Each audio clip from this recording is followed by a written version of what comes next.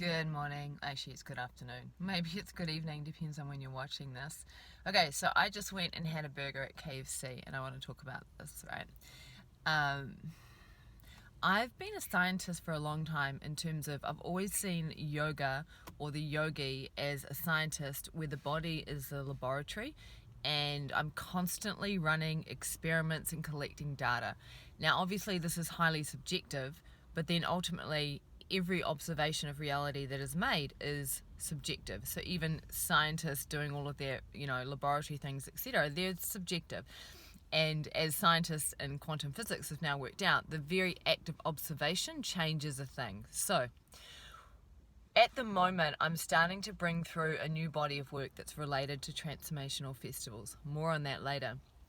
And a part of what I'm starting to do is I'm starting to run experiments when I go into public spaces. And I just did that here. So I was hungry and I'm like, you know what? I really feel like a works burger. I'm going to go to KFC so I can run this experiment. Now, I have not been inside a fast food joint and sat down and eaten in years. It's just somewhere I don't go as, a conscious yogi, whatever, rah-de-rah. I do go to Burger Fuel, quite like Burger Fuel. But my feeling is that I need to start going into places where I don't ordinarily go and see what happens. So the way the experiment works is this. One, I orientate deeply into my heart space, and I've done quite a lot of practice and meditations around that, of like knowing what it feels like when I drop into the depths of the heart space. Heart is fully open, and then radiate out from that space. Right, so that's the first thing, is that particular orientation. So the entire time I'm going through the process of walking in the door, I went to the bathroom, and then went and ordered, and then sat down and waited, and then ate the food, and then left. That's the orientation to deeply open heart space. The second thing I do is that when I'm consuming anything at all, is that I go into prayer, into blessings on the goddess, right? So when the burger arrived, it's like blessings on the goddess. And I'm looking at the burger, I'm like, I'm sure these are smaller than they used to be. And they don't have works burgers anymore, so I ended up ordering a bacon burger or something. No lettuce or tomato at all. And I was like, oh, that's really interesting. So I'm observing how the burger is being presented, but with every mouthful, it's blessings on the goddess, blessings on the goddess. And I'm really tasting. I'm so aware of just tasting and swallowing and feeling and noticing the impact on my body. And so those are the two practices that I'm working with as I go into the KFC. Now, simultaneously as that is happening, this is integrated practice, there's the orientation to love, and then there's the orientation to blessings on the goddess. I'm also observing my inner world to see, does any judgment arise at all in terms of like, I don't like this, or this is bad, or this is icky, rah-de-rah. And there was none. There's none at all. So that was really interesting. If judgment arises, I just be really aware of it. I don't believe in it. I don't buy into it. I don't identify with it. And I just allow it to burn up. So I'm letting myself be really open, and I'm really deeply noticing or attuning to the other people in this space. What do I notice about the people working? What do I notice about the customers? What do I notice? What do I feel? Even as I'm deeply tuning and noticing the space itself. Like it was really full when I came in. The parking lot was absolutely full. A lot of trash and rubbish, on the floor. They'd obviously just had a rush. And I was like the last person to order in the rush, and then people just started leaving. And by the time I sat down, there was only 2 tables left, 3 men and an older woman with, looked like it might have been her grandchild. And so the whole time I'm sitting there, like part of my experiment is just to see, like, what does it feel like? What happens if I just radiate love? And there was nothing that I really noticed in terms of the people.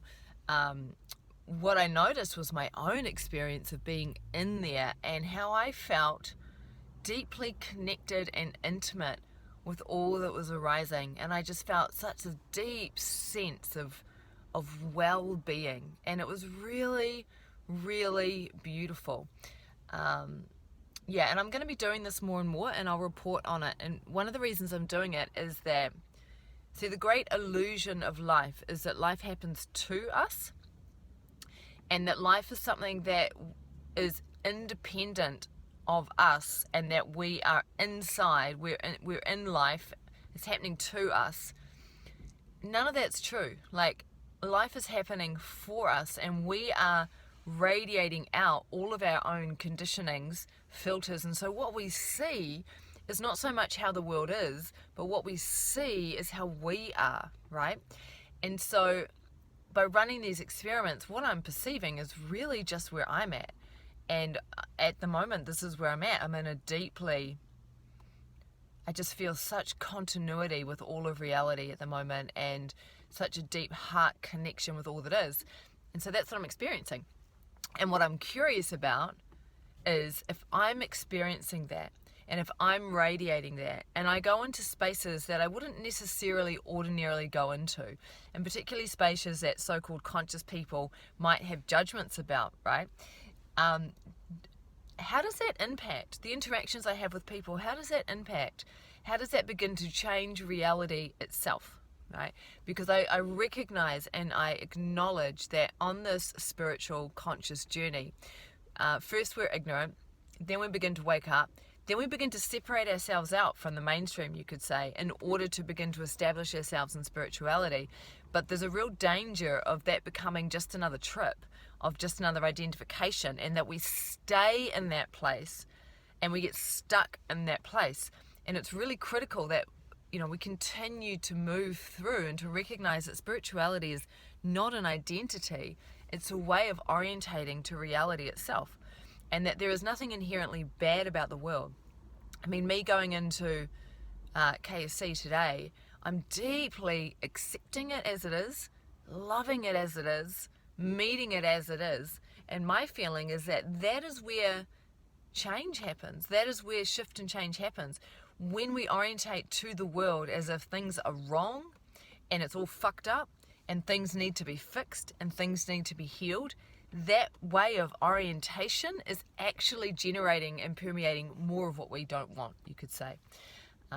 Yeah, so stay tuned for more of these kind of experiments. And I would also encourage any of you, all of you, if you're excited by it, to begin to run your own experiments. What happens if you orientate deeply, if you have the ability to do that, if you've done enough practice to be able to do that, to deeply orientate to an absolutely open heart space, and you go into those places? What do you notice? Because any judgments that you've got, any shadows you haven't faced yet, anything you haven't yet integrated will show up. And that's not about the space you're going into or the people that you're interacting with. That's actually about you. And that actually provides an opportunity, because it flushes it up. It provides an opportunity for you to become aware of it so that you can integrate it and dissolve it. And this is the whole piece around transformational festivals that I'll be speaking to more and more and more from now. Okay, that is me on King's Birthday Monday, fresh from KFC, and sending you so many blessings.